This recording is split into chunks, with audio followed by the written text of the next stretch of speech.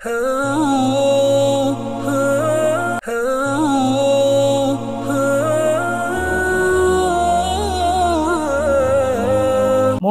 புனித மஸ்ஜித் அக்ஸாவுடைய ஹுத்பாவை ஹத்தீப் ஹாலித் அபு ஜும்ஆ ஹஃபிதஹுல்லாஹ் நிகழ்த்தினார். ஹுத்பாவின் தலைப்பு அநியாயக்காரர்கள் அழிக்கப்படுவார்கள், அநியாயம் இழைக்கப்பட்டவர்கள் நிமிர்ந்து வாழ்வார்கள், அதன் மூலமாக நாங்கள் பெற வேண்டிய படிப்பினை என்ற தலைப்பை கொண்டதாக ஹுத்பா அமைந்தது. அல்லாஹ்வை புகழ்ந்து நபி ஸல்லல்லாஹு அலைஹி வஸல்லம் அவர்கள் ஸலவாத்து ஸலாம் சொல்லி தக்வாவை வலியுறுத்தி அதன் பின்பு அல்லாஹ்வுடைய அடியார்களே, அல்லாஹு தஆலா அவன் நிரந்தரமானவனாக இருக்கிறான். இந்த உலகம் அழிந்ததுக்கு பின்னாலும் அவன் நிரந்தரமாக இருப்பான். அல்லாஹு தஆலாவுடைய ஆட்சி நிரந்தரமானதாக இருக்கிறது. அல்லாஹ் இந்த பூமியில் அவன் பூமியை படைத்திருக்கிறான். இந்த பூமியை நாடக்கூடியவர்களுக்கு அனந்தரமாக அல்லாஹ் கொடுப்பான். இந்த பூமியிலே அல்லாஹ் தான் விரும்பக்கூடியவர்களை வாழ வைப்பான். முஃமின்களுக்கு அல்லாஹ் காஃபிர்களுடைய இடங்களையும் அல்லாஹ் வசப்படுத்தி கொடுப்பான். அவர்கள் வாழக்கூடிய இடங்களையும் முஸ்லிம்களுக்கு அல்லாஹ் வசப்படுத்தி கொடுப்பான். சூரா அல்-அஹ்ஸாப் 27 அல்லாஹ் சொல்கிறான், இந்த அவர்களுடைய பூமி அல்லாஹ் உங்களுக்கு அனந்தரமாக தந்து விட்டார், அவருடைய வீடுகளையும் உங்களுக்கு அனந்தரமாக தந்து விட்டார், சொத்து செல்வங்கள் உங்களுக்கு அனந்தரமாக தந்து விட்டார், இன்னும் சில நீங்கள் காணாத பூமிகளை எதிர்காலத்தில் உங்களுக்கு தர இருக்கிறான். அல்லாஹ்வுடைய அடியார்களே, அல்லாஹு தஆலா இந்த பூமியில் நாடக்கூடியவர்களுக்கு இந்த பூமியிலே வாழ வைக்கிறான், ஆட்சியை கொடுக்கின்றான், அதிகாரத்தை கொடுக்கின்றான். அல்லாஹ் குர்ஆனில் சொல்கிறான், இந்த பூமி அல்லாஹ்வுக்கு சொந்தமானது, நாடக்கூடியவர்களுக்கு இந்த பூமி அல்லாஹ் அலந்தரமாக கொடுப்பான். தன்னுடைய அடியார்களில் தக்வாதாரிகளுக்கு இறுதி முடிவு இருக்கிறது. சூரா அல்-அராஃப் 128வது வசனம். குர்ஆன் ஏனைய அநியாயம் செய்த சமூகத்தினர்கள் அழிந்து விட்டார்கள், நாசமாகி விட்டார்கள், அழிக்கப்பட்டு விட்டார்கள் என்பதை மிக தெளிவாக எங்களுக்கு எடுத்துரைக்கிறது. அவர்களுடைய அந்த அநியாயக்காரர்களுடைய அனந்தர சொத்துக்கள் அது முஸ்லிம்களுக்கு சொந்தமாக மாறிவிடும். அல்லாஹ் குர்ஆனில் சூரா அல்-ஹஜ்ர் 23வது வசனம், நஹ்னுல் வாரிசூன், நாம் அனந்தரக்காரர்களாக இருக்கிறோம். இதற்கு முன்னால் வாழ்ந்தவர்கள் எத்தனையோ தோட்டந்துறவுகள், எத்தனையோ நதிகள், ஆறுகளை விட்டு போய்விட்டார்கள், விவசாய பூமிகளை விட்டு போய்விட்டார்கள், கண்ணியமான இடங்களை விட்டு போய்விட்டார்கள், மாளிகைகளை எல்லாம் விட்டு போய்விட்டார்கள், எத்தனையோ விதமான நியமத்துக்களை அனுபவித்து விட்டு அவைகளை விட்டு போய்விட்டார்கள். அவைகளை நாங்கள் அவர்களுக்கு பின்னால் வரக்கூடியவர்களுக்கு அனந்தரமாக கொடுப்போம். சூரா துஹான் 25, 26, 27, 28 வசனங்கள். எனவே இந்த பூமி முழுக்க அல்லாஹ்வுக்கு சொந்தமானது. பூமியுடைய ஆட்சியும் அல்லாஹ்வுக்கே உரியது. அல்லாஹ்வுடைய அடியார்களே, அல்லாஹ்வுடைய இந்த வேதத்தில் படிப்பினை இருக்கிறது, முன்மாதிரி இருக்கிறது, நமூனா இருக்கிறது, எடுத்துக்காட்டு இருக்கிறது. அது சிறந்த ஒரு முன்மாதிரியாக இருக்கிறது. யார் இந்த குர்ஆனை ஓதுவார்களோ வாசிப்பார்களோ நடைமுறையோடு அதை இணைத்து பார்ப்பால் அவர்களுக்கு அதிலே படிப்பினை இருக்கிறது. ஏற்கனவே நடந்த விடயங்கள், நடக்க இருக்கக்கூடிய விடயங்கள் எல்லாம் குர்ஆன் பேசிக்கொண்டிருக்கிறது, நடந்து கொண்டிருக்கக்கூடிய விடயங்களையும் பேசிக்கொண்டிருக்கிறது, அண்மையில் நடக்க இருக்கக்கூடிய விடயங்களையும் குர்ஆன் பேசுகிறது. எனவே இந்த வசனத்திலே ஒவ்வொரு குர்ஆனுடைய வசனங்களில் சிந்திக்கக்கூடியவர்களுக்கு அழகிய படிப்பினை இருக்கிறது. குர்ஆனுடைய மானாக்களை, கருத்துக்களை நாங்கள் விளங்க முயற்சித்தால், உள்ளத்தால் இந்த குர்ஆனை நாங்கள் கேட்டால், குர்ஆன் சொல்லக்கூடிய ஒவ்வொரு விடயங்களும் எங்கள் உள்ளத்திலே ஆழமாக பதியக்கூடியதாக இருக்கிறது. முன்னோர்களுடைய சம்பவங்கள், படிப்பினைகள் எல்லாம் அல்லாஹ் குர்ஆனிலே சொல்லியிருக்கிறான். எனவே அநியாயம் என்பது அழிந்துவிடும் என்பதை, அநியாயக்காரர்கள் அழிக்கப்படுவார்கள் என்ற உறுதியான செய்தியை குர்ஆன் எங்களுக்கு மிக அழுத்தம் திருத்தமாக முன்வைத்துக் கொண்டிருக்கிறது. அநியாயம், உலகத்திலே அநியாயம் செய்தவர்களுக்கு தண்டனை உலகத்திலே கிடைக்கும். இது அல்லாஹ்வுடைய ஒரு சுன்னாவாக, வழிமுறையாக இருக்கிறது. அல்லாஹ்வுடைய வழிமுறையை யாராலும் மாற்ற முடியாது. சூரா அல்-அஹ்ஸாப் 62வது வசனம். அல்லாஹ்வுடைய அடியார்களே, எல்லா காலங்களிலும் வரலாற்று நடுகளை நாங்கள் பார்க்கிறோம். அநியாயக்காரர்கள், மமதையோடு வாழ்ந்தவர்கள், பெருமையோடு வாழ்ந்தவர்கள், அதாவது தன்னை விட்டால் ஆளில்லை என்று வாழ்ந்தவர்கள், அவருடைய சக்தியின் மூலமாக அவர்கள் உலகத்திலே உண்மையானவர்களுக்கு, நேர்மையானவர்களுக்கு அநியாயம் செய்த காரணம் ரசூல்மார்களோடு அவர்கள் போராடினார்கள், யுத்தம் செய்தார்கள், ரசூல்மார்களை கொலை செய்தார்கள், நல்லவர்களை கொலை செய்தார்கள், ரசூல்மார்களை ஊர்களை விட்டும் நாடுகளை விட்டும் நாடு கடத்துவதற்கு முயற்சித்தார்கள், முஸ்லீம்களுடைய சொத்து செல்வங்களை தகர்ப்பதற்கும் அழிப்பதற்கும் முயற்சித்தார்கள், முஸ்லீம்களுடைய விவசாய பூமிகள், பள்ளிவாசல்கள், கால்நடைகள் எல்லாம் அழித்தார்கள், வாழக்கூடிய இடங்கள் எல்லாம் அழித்து விட்டார்கள், மிகவும் சிரமங்களை கொடுத்தார்கள், உண்ண கொடுக்கவில்லை. இப்படியான சந்தர்ப்பத்திலே முன்னோர்கள் செய்த இந்த அநியாயங்களை போன்று தற்போது வாழக்கூடியவர்கள் முஸ்லீம்களுக்கு அநியாயங்களை செய்து கொண்டிருக்கிறார்கள். இவர்கள் எல்லோருடைய நோக்கம் ஒன்றுதான், முஸ்லீம்களை அழிக்க வேண்டும் என்பதாகும்.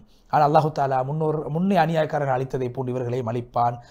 இது முன்னோர்களுடைய விடயத்தில் இது அல்லாஹ்வுடைய சுன்னாவாக இருக்கிறது. அல்லாஹ்வுடைய சுன்னாவை மாற்ற முடியாது. சூரா அல்-அஹ்ஸாப் 62வது வசனம்.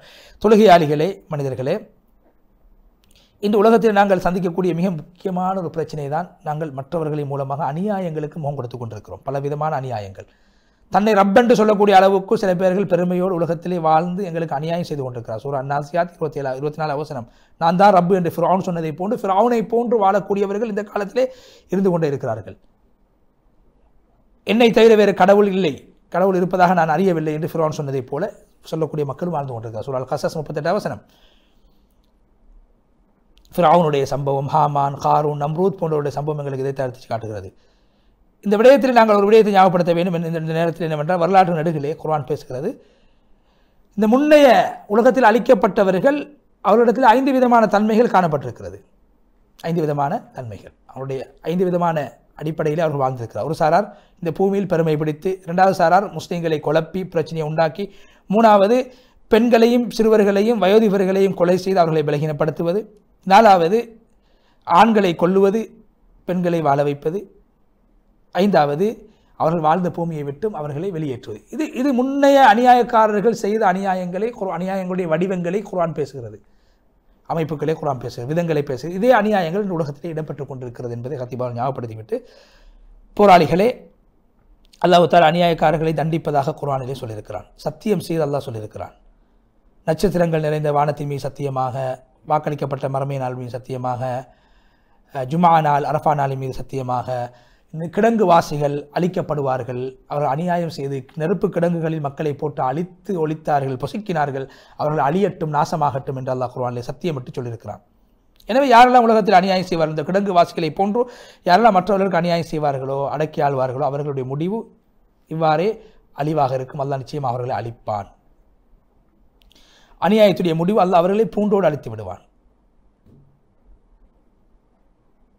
அல்லாஹ்வுடைய முடிவு வந்துவிட்டால் அது பிந்த மாட்டாது. நீங்கள் அறிந்திருந்தால் சூரா நூஹ் 4வது வசனம். நபி ஸல்லல்லாஹு அலைஹி வஸல்லம் அவர்கள் கஅப் இப்னு மாலிக் ரலியல்லாஹு பிரபலியமான ஒரு கவிஞராக இருந்தார். அதை பார்த்து சொன்னார்கள், கஅப் இப்னு மாலிக், நீங்கள் பாடிய கவிதைகளை அல்லாஹ் மறக்கவில்லை, நீங்கள் பாடிய கவிதை அல்லாஹ் மறக்கவில்லை. அப்போது அந்த கஅப் இப்னு மாலிக் சொன்னாங்க, அது என்ன கவிதை? நபி ஸல்லல்லாஹு அலைஹி வஸல்லம் அபூபக்கர் ரலியல்லாஹு பார்த்து, அபூபக்கர், அந்த கவிதையை நீங்கள் சொல்லுங்கள், நீங்கள் படித்து காட்டுங்க. அபூபக்கர் படித்து காட்டினாங்க. ஹிஜ்ரத்துக்கு முன்னால் நடந்த சம்பவம், அல்லது ஃபத்ஹ் மக்காவுடைய நேரத்தில் நடந்த சம்பவம், கிட்டத்தட்ட நபி பட்ட கிடைத்து 10 வருஷத்துக்கு பின்னால் நடந்த சம்பவம் தான். அந்த கவிதை என்னவென்றால், குறைஷிகள் நினைத்தார்கள் மக்காவில் நபி அவர்கள் வாழும் காலத்திலே குறைஷிகளை யாராலும் ஒன்றும் செய்ய முடியாது, அவர்கள் தான் மிகைப்பார்கள் என்று நினைத்துக்கொண்டு மமதையோடு பெருமையோடு அநியாயம் செய்தார்கள். ஆனால் உலகத்தில் அல்லாஹ்வை மிகைக்கக்கூடியவர்கள் யாரும் கிடையாது. உலகத்திலே மிகைக்கக்கூடியவர்கள் அல்லாஹ்வுக்கு முன்னால் அற்பமானவர்கள், அநியாயக்காரர்களை அல்லாஹ் அழித்து விடுவான் என்ற கவிதையாகும். அல்லாஹ்வுடைய அடியார்களே, போராளிகளே, இந்த உலகத்திலே பல்வேறுபட்ட சோதனைகள், காயங்கள், அழிவுகள், நாசங்கள் இடம்பெற்றுக் கொண்டிருக்கிறது. கவலையான விடயங்கள் இடம்பெற்றுக் கொண்டிருக்கிறது. மனதால் தாங்க முடியாத கசப்பான விடயங்கள் நடந்து கொண்டிருக்கிறது. தெளிவான அநியாயம் நடந்து கொண்டிருக்கிறது. ஆனால் எங்களுடைய இந்த அநியாயம் இழைக்கப்பட்ட மக்கள் பிலஸ்தீனுடைய கிராமங்களில், நகரங்களில், ஊர்களில், கூடாரங்களிலே மிகப்பெரிய அநியாயங்களுக்கு முகம் கொடுத்து அநியாயங்களை அவர்கள் சந்தித்து சோதனைகளோடு வாழ்ந்து கொண்டிருக்கிறார்கள். அவர்களுடைய இரவையும் இருட்டையும் அலிகையையும் அல்லாஹ் பார்த்து கொண்டிருக்கிறான். சிறுவர்கள் அனாதைகளாக, பெண்கள் விதவைகளாக மாறியிருப்பது, வயதிபர்கள் ஒன்றுமற்றவர்களாக மாறியிருப்பதை அல்லாஹ் பார்த்து கொண்டிருக்கிறான். நீங்கள் எல்லோரும் அல்லாஹ்வின் பக்கம் திசையை திருப்புங்கள். அநியாயக்காரர்களுடைய கண் தூங்கலாம், ஆனால் அநியாயம் இழைக்கப்பட்டவருடைய கண் தூங்க மாட்டாது. அவர்கள் கையை விரித்து அல்லாஹ்விடத்தில் துவா செய்தார்கள், அநியாயக்காரர்கள் அல்லாஹ் அழித்து விடுவான். அல்லாஹ் உறங்க மாட்டான். அல்லாஹ் அநியாயம் இழைக்கப்பட்டவர்களையும் அநியாயம் செய்யக்கூடியவர்களையும் பார்த்து கொண்டுதான் இருக்கு. அல்லாஹ் ஒன்றை நாடிவிட்டால் குன் என்ற வார்த்தையின் மூலமாக அல்லாஹ் அதை உருவாக்கி விடுவான். அமீருல் முஃமினீன் அலி ரலியல்லாஹு அன்ஹு அவர்கள் ஒரு கவிதை படித்தார்கள், மனிதனை நீ யாருக்கும் அநியாயம் செய்து விடாதே, அநியாயத்தின் முடிவு அழிவின் பால் உன்னை இட்டுச் செல்லும். உன் கண் தூங்கலாம், அநியாயம் இழைக்கப்பட்டவனுடைய கண் விழித்துக் கொண்டிருக்கிறது. உனக்காக அவன் சாபமிட்டான் என்றால் அல்லாஹ்வுடைய கண் அது உறங்காத கண்ணாக இருக்கிறது. எனவே அநியாயக்காரனுடைய பதுவாவை, சாபத்தை நீ பயந்து கொள்வாயாக. பிலஸ்தீன் வாழ் மக்கள், உங்களுடைய துஆ பைத்துல் மக்தஸில் கேட்கப்படக்கூடிய துஆ அல்லாஹ்வுடைய அர்ஷுடைய அந்த கதவுகளை திறக்க செய்யக்கூடியதாக, அர்ஷை அசைக்கக்கூடியதாக அது இருக்கும். உங்களுடைய துஆ மேகத்தில், அது மேகத்தோடு சென்று வானங்களுடைய கதவுகளை திறந்துவிட்டு அது அல்லாஹ்வை நோக்கி செல்லக்கூடியதாக இருக்கிறது. ரஹ்மத்துடைய மலக்குமார்களுடைய துவாக்களை எடுத்து அல்லாஹ்விடத்தில் ஒப்படைப்பார்கள். மலக்குமார்களுடைய துவாக்களை ஏற்றுக்கொண்டிருக்க, உங்களுடைய துவாக்களை எதிர்பார்த்து கொண்டிருக்கிறார்கள். நபி ஸல்லல்லாஹு அலைஹி வஸல்லம் அவர்கள் சொன்னதாக ஒரு ஹதீஸை சொன்னார்கள். அதாவது 3 பேருடைய துவாவை அல்லாஹ் நிராகரிக்க மாட்டான். நோன்பாளி நோன்பு திறக்கும் வரைக்கும், நேர்மையான ஆட்சியாளர், அதே போன்று அநியாயம் இழைக்கப்பட்ட மனிதனுடைய துவாவை அல்லாஹ் நிச்சயமாக ஏற்றுக்கொள்வான். சொர்க்கத்துடைய கதவுகள் எல்லாம் அவருடைய துவாவுக்காக வேண்டி திறக்கப்படும். அல்லாஹ் சொல்லுவான், என்னுடைய கண்ணியத்தின் மீது சத்தியமாக தாமதித்தாவது பிறகாவது உனக்கு நான் உதவி செய்வேன் என்று அநியாயக்காரனுக்கு அல்லாஹ், அநியாயம் செய்யப்பட்டவர்களுக்கு அல்லாஹ் வாக்களிக்குகின்றான். நிச்சயமாக நான் உங்களுக்கு உதவி செய்வேன். அல்லாஹ்வுடைய அடியார்களே, இன்று ஊடகங்களை நாங்கள் பார்த்துக்கோம் என்றால் அது பொய்யான ஊடகமாக இருக்கிறது. அநேகமான ஊடகங்கள் எங்களுடைய ஜெருசலத்தில் நடைபெறக்கூடிய, பிலஸ்தீனில் நடைபெறக்கூடிய விடயங்கள் எல்லாம் தலைகீழாக மக்களுக்கு முன்வைக்கிறார்கள், அதை புரட்டி பேசுகிறார்கள். பொய்யான விடயங்கள் இதைத்தான் மக்களுக்கு முன்வைத்துக் கொண்டிருக்கிறார், வதந்திகளை பரப்பிக் கொண்டிருக்கிறார்கள். அந்த ஊடகங்களை பின்பற்றக்கூடியவர்கள், அதற்கு உதவி செய்யக்கூடியவர்களை நாங்கள் இன்று பாராட்டக்கூடியவர்களையும் பார்த்து கொண்டிருக்கிறோம். அல்லாஹ் போதுமானவனாக இருக்கிறான். பொய்யான செய்திகளை சொல்லி எங்களுடைய மக்களை பலகீனப்படுத்த வேண்டாம் என்று கத்திபர் ஞாபகப்படுத்த. அல்லாஹ்வுடைய அடியார்களே, அநியாயக்காரர்களோடு அல்லாஹ் எப்படி நடந்திருக்கிறான் என்பதை நாங்கள் அறிந்திருக்கிறோம். அல்லாஹ் குர்ஆன்ல சொன்ன நபியை பார்த்து, நபியே இந்த அநியாயக்காரர் எப்படி அழிக்கப்பட்டாங்க என்று மக்களுக்கு நீங்கள் சொல்லுங்கள். சூரா இப்ராஹிம் 5வது வசனம். அல்லாஹு தஆலா இந்த வரலாற்றின் மூலமாக நாங்கள் சில விடயங்களை படித்திருக்கின்றோம், விளங்கியிருக்கின்றோம். அநியாயம் செய்த நாடுகள், வல்லரசுகள், எத்தனையோ வல்லரசு அழிந்து விட்டது. அநியாயக்காரர்களுடைய முடிவு அழிவாக இருக்கிறது, நஷ்டமாக இருக்கும், அழிக்கப்பட்டு விடுவார்கள். அவர்களுடைய முன்னோர்கள் அழிக்கப்பட்டால் அவருடைய அடையாளங்கள் இன்னும் இருக்கிறது. அவர்கள் வாழ்ந்த அழிக்கப்பட்ட இடங்கள் அல்லாஹ் இன்னும் பாதுகாப்பாக வைத்திருக்கிறான். தான் ரப்பென்று சொல்லி வாழ்ந்த அநியாயக்காரர்கள் அல்லாஹ் அழித்த அந்த இடங்களை சான்றாக அல்லாஹ் வைத்திருக்கிறான். சமூத் கோத்திரத்தினர்கள் மலைகளை கொடைந்து வாழ்ந்தார்கள். ஃபிராயினாக்கள், எகிப்தை ஆண்ட ஃபிராயினாக்கள் மிகப்பெரிய பலசாலிகள் எங்கே? அவர்கள் பூமியிலே குழப்பங்களை செய்தது எங்கே? நாடுகளுக்கு சுற்றித் திரிந்து நாடுகளை மக்களுக்கு அநியாயம் செய்த அநியாயக்காரர்கள் எங்கே? மடைகளை குடைந்து வாழ்ந்தவர்கள் எங்கே? ஆடம்பர வாழ்க்கை வாழ்ந்த அந்த அநியாயக்காரர்கள் எங்கே? சக்தி கொடுக்கப்பட்ட, எங்களை விட சக்தி கொடுக்கப்பட்டவர்கள் யாரும் இல்லை என்று பெருமை அடித்தவர்கள் எங்கே? சிலுவைக்காரர்கள் எங்கே? தாத்தாரிகள் எங்கே? ஊர்களை அழித்தார்கள், அடியார்களை கொலை செய்தார்கள், மக்களை அவர்கள் வாழ்ந்த இடங்களை விட்டு வெளியேற்றினார்கள். நீங்கள் நினைத்துக் கொண்டிருப்பதை போன்று நீங்கள் வெற்றி அடையலாம் என்று நாங்கள் வெற்றி அடையலாம் என்று மமதியோடு வாழ்ந்தார்கள். ஆனால் அல்லாஹ் அவர்களை பூண்டோடு அழித்து விட்டான். இன்று நீங்கள் தண்டிக்கப்படுவீர்கள், அழிக்கப்படுவீர்கள். அநியாயக்காரர்களை நீங்கள் அழிந்து விடுவீர்கள். யா அல்லாஹ், உன்னுடைய உதவியை எங்களுக்கு அவசரமாக தந்து விடுவாயாக. அல்லாஹ்வுடைய அழிவு வந்தால் எந்த சக்தியால் உங்களை பாதுகாக்க முடியும்? எந்த கோட்டைக்குள்ளால் நீங்கள் சென்றால் உங்களால் பாதுகாக்க முடியாது, பாதுகாப்பு பெற முடியாது. அல்லாஹ் குர்ஆனில் சொல்கிறான், அநியாயக்காரர்கள் அநியாயம் அலுவலகத்தில் அநியாயம் செய்தவர்கள் நாளை மறுமையில் தண்டனையை காணுகின்ற போது அவர்களுடைய அநியாயத்தால் அவர்களுக்கு எதை செய்ய முடியும்? அந்த நாள் அவர்கள் புரிந்து கொள்வார்கள், அல்லாஹ்வுக்குத்தான் எல்லா சக்தியும் இருக்கிறது, தீர்ப்புடைய ஒரு நாள் இருக்கிறது. அல்லாஹ் மிகவும் தண்டிக்கக்கூடியவர்கள். சூரா அல்-பக்ரா 165 வசனம். மறுமை உலகத்திலும் அநியாயக்காரர்கள் அழிக்கப்படுவார்கள், மறுமையிலும் இழிவுபடுத்தப்படுவார்கள், அழிக்கப்படுவார்கள். தொழுகையாளிகளே, அநியாயம் மிகைத்து விட்டது, அல்லாஹ்வுடைய உதவி நெருங்கிவிட்டது. சோதனைக்கு பின்னால் அல்லாஹ் வெற்றியை வைத்திருக்கிறான், சிரமத்துக்கு பின்னால் அல்லாஹ் இலகுவை வைத்திருக்கிறான். அறிந்து கொள்ளுங்கள், புரிந்து கொள்ளுங்கள். அல்லாஹ் குர்ஆனில் சொல்கிறான், சோதனை சிரமத்தோடு இலகு இருக்கிறது, கஷ்டத்தோடு இலகை அல்லாஹ் வைத்த. சூரா ஷரஹ் 5-6 வசனங்கள். ஒரு நல்லடியார் தன்னுடைய பிள்ளையை பார்த்து சொன்னார், மகனே, கயிறு இருக்கிறதே, கயிறு எந்த அளவுக்கு கடினமாகுமோ கடினமாக அந்த கயிறு அவசரமாக தரித்துவிடும். கடினமாகினால் கயிறு கடினமாக அது அவசரமாக பிரிந்துவிடும். அதே போல் இரவு எந்த அளவுக்கு இருட்டாக மாறுமோ மாற இருட்டுக்கு பின்னால் வெளிச்சம் வர இருக்கிறது, அறிந்து கொள். அதே போன்று சோதனைகள் எந்த அளவுக்கு அதிகரிக்குமோ நல்லா விளையும் கொள்ளுங்கள். அந்த மகனை பார்த்து அந்த பெரியார் சொல்கிறார், சோதனைகள் அதிகரிக்க அல்லாஹ்வுடைய உதவி நெருங்கிக் கொண்டே இருக்கும். அல்லாஹ்வுடைய அடியார்களே, அல்லாஹ்வின் பக்கம் திசை திருப்புங்கள், நல்ல விடயங்கள் அல்லாஹ் இடத்தில் ஆசை வையுங்கள். அல்லாஹ்வுடைய உதவியின் பக்கம் நாங்கள் நெருங்கி இருக்கிறோம் என்பதை புரிந்து கொள்ளுங்கள். பொறுமையாக இருங்கள், பொறுமையாக இருக்குமாறு மற்றவர்களுக்கும் சொல்லுங்கள். அநியாயக்காரர்கள் எப்படி அவர்கள் அழிக்கப்படுவார்கள் என்பதை அவர்கள் காண இருக்கிறார்கள். சூரா ஷுஆரா 227 வசனத்தை ஓதி ஹுத்பாவுடைய முதல் பகுதியை விட்டும் ஹத்தீப் அவர்கள் விடை பற்றி சென்று ஹுத்பாவுடைய 2வது பகுதியிலே அல்லாஹ்வை புகழ்ந்து நபி ஸல்லல்லாஹு அலைஹி வஸல்லம் சொல்லி அல்லாஹ்வுடைய அடியார் மஸ்ஜித் அக்ஸா முஃமின்களுடைய உள்ளமாக இருக்கிறது, இதயமாக இருக்கிறது, முஸ்லீம்களுடைய திசை காட்டியாக இருக்கிறது, முஸ்லீம்களுடைய சிந்தனையின் அடிப்படையாக இருக்கிறது. அது எவ்வளவுதான் காயப்படுத்தப்பட்டாலும் அந்த அக்ஸா அதுக்கு ஒரு கண்ணியம் இருக்கிறது. இந்த உம்மத் இந்த பூமியை பாதுகாப்பதற்கு முன் வரக்கூடாதா? தூக்கத்தை விட்டு இந்த உம்மத் எழும்பக்கூடாதா? எப்போது ரப்பின் பக்கம் இந்த உம்மத் திரும்ப இருக்கிறது? மஸ்ஜித் அக்ஸாவை பற்றி எப்போது இந்த சமூகம் சிந்திக்க இருக்கிறது? இந்த மஸ்ஜித் அக்ஸா எங்களுடைய கொள்கையோடு சம்பந்தப்பட்டிருக்கிறது என்பதை எப்போது சிந்திக்க இருக்கிறது? இது முஸ்லிம்களுடைய முதலாவது கிபிலா. இஸ்லாம் மிஅராஜ் என்ற நிகழ்வு இந்த பூமியோடு சம்பந்தப்பட்டிருக்கிறது. அல்லாஹ்வுடைய அந்த அற்புதம் இந்த பூமியோடு சம்பந்தப்பட்டிருக்கிறது. நபி ஸல்லல்லாஹு அலைஹி வஸல்லம் அவர்களுடைய உள்ளத்தோடு இந்த பூமி, நபி அவங்களுடைய உடம்பு இந்த பூமியில் படுவதற்கு முன்னால் உள்ளத்தோடு இந்த பூமி சம்பந்தப்பட்டிருக்கிறது. அல்லாஹ் குர்ஆனில் சொல்லி இருக்கிறான், சுப்ஹானல்லதி அஸ்ரா பி அப்திஹி, தன்னுடைய அடியானை இஸ்ராவுடைய பயணத்தின் பக்கம் அழைத்து சென்ற அல்லாஹ் பரிசுத்தமாகி விட்டார். சூரா அல் இஸ்ரா முதலாவது ஆயத். இது அல்லாஹ்வுடைய பெருமதியான ஒரு வாக்கு மூலம் அல்லவா, இது ஒரு உறுதிமானம் அல்லவா, இது முஸ்லிம்களுக்கு சொந்தமான பூமி என்பதற்கு. இந்த பூமி வீணானவர்கள் அநியாயக்காரர்கள் அநியாயங்களை விட்டு பாதுகாக்கப்பட வேண்டிய பூமி அல்லவா, அநியாயக்காரர்கள் மோசடிக்காரருடைய மோசடிகளை விட்டு பாதுகாக்கப்பட வேண்டிய பூமி அல்லவா. இது அல்லாஹ்வினால் பரிசுத்தப்படுத்தப்பட்ட பூமியாக இருக்கிறது. கியாமத்துடைய நாள் வரைக்கும் ஓதப்படக்கூடிய குர்ஆனில் அல்லாஹ் இந்த பூமி முஸ்லிம்களுக்கு சொந்தமான பூமி என்பதை அல்லாஹ் உறுதியாக சொல்லியிருக்கிறான். இந்த பூமியை பாதுகாப்பது எல்லா முஸ்லீம்களுடைய பொறுப்பு என்பதையும் அல்லாஹ் இந்த குர்ஆனிலே மிக தெளிவாக குறிப்பிட்டிருக்கான். அல்லாஹ்வுடைய அடியார்கள், என்னுடைய முன்னோர்கள் இதை விளங்கினார்கள். இந்த பூமி முஸ்லீம்களுக்கு சொந்தமான பூமி, அல்லாஹ்வினால் பாதுகாக்கப்பட்ட பூமி, அல்லாஹ்வினால் பாதுகாக்கப்பட வேண்டிய பூமி, அல்லாஹ்வினால் பரிசுத்தப்படுத்தப்பட்ட பூமி என்பதை விளங்கியிருந்த காரணத்தினால்தான் இந்த கிராமங்களை அவர்கள் கட்டுகின்ற போதெல்லாம் இஸ்லாமிய அடையாள சின்னங்களை மையமாக கொண்டு கட்டினார்கள்.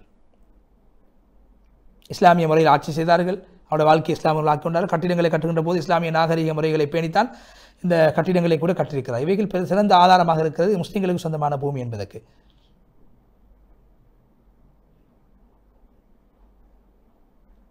அதனால்தான் என்னுடைய முன்னோர் இந்த பூமியை நேசித்தார்கள். இந்த பூமியை பற்றி பிடிப்பது இந்த உம்மத்துக்கு மிகப்பெரிய ஒரு கடமையாக இருக்கிறது. எங்களுடைய கொள்கை, எங்களுடைய மார்க்கத்தை எடுத்து காட்டக்கூடிய ஒரு இடமாக இந்த மஸ்ஜித் அல் அக்ஸா அமைந்தது. எங்களுடைய வரலாற்றை, நாகரிகத்தை, என்னுடைய எதிர்காலத்தை எடுத்து காட்டக்கூடிய ஒன்றாக இருக்கிறது. அல்லாஹ் இந்த பூமியை முஸ்லீம்களுடைய பரிசுத்தமான பூமி என்பதை குர்ஆனில் அல்லாஹ் சொல்லியிருக்கிறான். அல்லாஹ்வுடைய கட்டளையாக இருக்கிறது. இந்த பூமியுடைய விஷயத்திலே பராமுகமாக இருப்பது ஹராமாகும். இந்த பூமியுடைய விஷயத்திலே கவன ஈனமாக இருப்பது ஹராமாகும். இந்த பூமியில் ஒரு சாணை கூட, ஒரு பகுதியை கூட விட்டுக் கொடுக்கக்கூடாது. விட்டுக் கொடுப்பது மோசடியாக கருதப்படும். என்னோட முன்னோர்கள் இந்த பூமிக்காக வேண்டி பாடுபட்டிருக்கிறார்கள். இந்த பூமியில் எந்த பகுதியையும் யூதர்களுக்கு விட்டுக் கொடுக்கவில்லை. அல்லாஹ்வுடைய அடியார்களே, போராளிகளே, வரலாறு காலத்தின் ஒரு கண்ணாடியை போன்றது. எங்களுடைய முன்னைய விடயங்களை நிகழ்காலத்தில் எடுத்து காட்டிக் கொண்டிருக்கிறது. எங்களுடைய வரலாற்று ரீதியான எங்களுடைய உரிமைகள் பேணப்பட வேண்டும். இந்த பூமி முதலாவது கிபிலா பாதுகாக்கப்பட வேண்டும். 2வது பள்ளிவாசல், முதலாவது கிபிலா, 3வது புனித ஸ்தலம். இந்த பூமி சார்ந்த விடயங்கள், சிறப்புகள் எங்களுக்கு மத்தியில் விழிப்புணர்வை ஏற்படுத்த வேண்டும். இந்த பூமியுடைய அணுவை கூட நாங்கள் விட்டுக் கொடுக்கக்கூடாது. இதுக்காக நாங்கள் பாடுபட வேண்டும், உழைக்க வேண்டும். அல்லாஹ்வுடைய அடியார்களே, சிறைச்சாலையில் இருக்கக்கூடிய சிறை கைதிகளுக்காக நாங்கள் செய்ய வேண்டிய கடமைகள் இருக்கிறது. அதாவது கண்ணியமானவர்களுடைய கண்ணியத்தை நாங்கள் பேண வேண்டும். எங்களுடைய சிறை கைதிகள் அவர்கள் மிக சிறந்தவர்களாக இருக்கிறார்கள். அவர்களை நாங்கள் ஞாபகம் செய்ய வேண்டும், அவர்களுக்காக துவா செய்ய வேண்டும், அவருடைய விடுதலைக்காக நாங்கள் பாடுபட வேண்டும். அவருடைய விடுதலைக்காக உழைப்பது எங்களுடைய பொறுப்பாக, கடமையாக இருக்கிறது. அவர்கள் செய்த தியாகங்களுக்காக அவர்களை நாங்கள் பாராட்ட வேண்டும். இந்த கலிமாவை உயர்த்துவதற்காக வேண்டி, முஸ்லிம்களுடைய கொள்கையை பாதுகாப்பதற்கான அவர்கள் செய்யக்கூடிய விடயங்களை நாங்கள் பாராட்ட வேண்டும் என்று சொல்லி, அல்லாஹ்வுடைய அடியார்களே, அல்லாஹ்வுடைய உதவி அவசரமாக வர இருக்கிறது என்பதை நற்செய்தியாக நீங்கள் பெற்றுக்கொள்ளுங்கள் என்று சொல்லி நீண்டதொரு துவாவை செய்து ஹத்தீப் ஹாலித் அபு ஜுமா ஹஃபிலவுல்லாஹ் அவர்கள் முழுமையாக புனித மஸ்ஜித் அல் அக்ஸாவுடைய ஹுத்பாவை விட்டு விடைபெற்று சென்றார்கள்.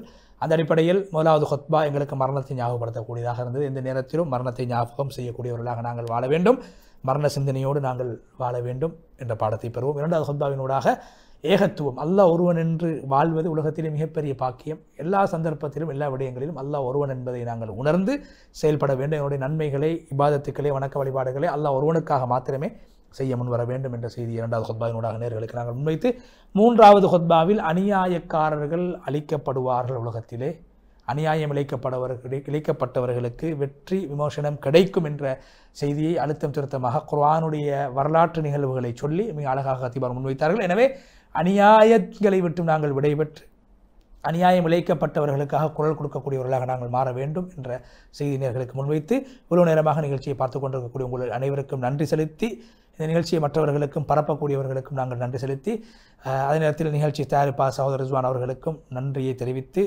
தொழில்நுட்ப உதவியாளர் சகோதரர் ஷர்ஃபான் அஹ்மத் அவர்களுக்கும் நன்றியை தெரிவித்து, இன்னும் ஒரு மனாபிர் இஸ்லாம் நிகழ்ச்சியோடாக மீண்டும் உங்கள் அனைவரையும் இன்ஷா அல்லாஹ் சந்திக்கும் வரை விடைபெற்று செல்கிறோம்.